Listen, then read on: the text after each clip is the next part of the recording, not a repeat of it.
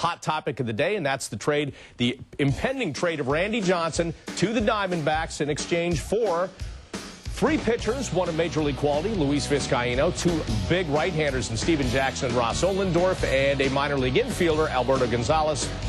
He is a shortstop by trade. Now, this deal right now, the structure is in place. It's tentative. They are working on getting permission from the commissioner, the Diamondbacks, to have the 72-hour window to work out an extension with Randy Johnson. That, of course, also involves the physicals that must be taken to get this deal finally completed. But, Tom, as far as this deal goes, it seems like it's win-win for both teams. Yeah, I think so, and especially throw Randy Johnson in there as well. I mean, our condolences go to Randy, who had a death in the family and really wanted to get back home to Arizona. He will be going back there.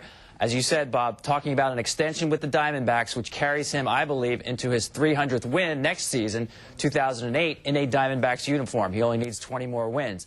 For the Diamondbacks, they get themselves maybe not the workhorse he was when he was there before, but the guy who made every start with the Yankees, has some reliability, even coming off back surgery, a popular figure in the franchise. And for the Yankees, they're doing what Brian Cashman has set out to do this entire offseason, load up on young power pitching.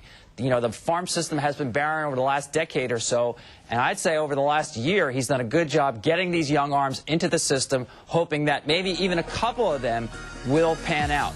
Now, the guys on this list, Bob, you mentioned Vizcaino. You have to like this guy. He's 32 years old. I thought it was his best year last year. He's really starting to come into his own, had a strikeout ratio of 9.9 per 9 innings. That's great for a setup guy. Alberto Gonzalez is a guy with a good glove, really not much power to speak of, but he can be a decent utility infielder in the big leagues. Steven Jackson, Ross Ohlendorf are the keys to this deal. Big, as you mentioned, hard-throwing right-handers. Ohlendorf, to me, is a little more advanced, throws a little bit harder, has been clocked as high as 98 miles an hour. Some people even think he has the stuff to eventually be a closer, maybe the next Mariano Rivera down the line. I wouldn't wish that on anybody. It's too much to live up to, but he does have that kind of stuff. To me, they didn't get the #1 or #2 prospects from the Diamondbacks in terms of their pitching, but they got 2 very above-average arms who are going to help the Yankees down the road, probably a little later rather than sooner. And the key is it didn't cost the Yankees a lot of money. They're giving $2 million to the Diamondbacks. Most of the $16 million due Randy Johnson in 2007 will be paid by the Diamondbacks.